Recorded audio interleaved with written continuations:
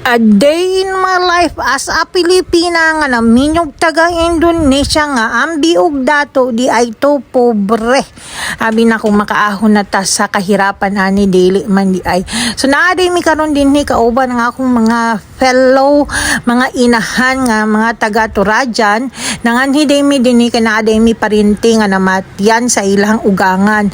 Gianhi day namo sila kay dalhan namo asukar. So taga isa jud namo ganadala nag-asukar ug usa ka kilo.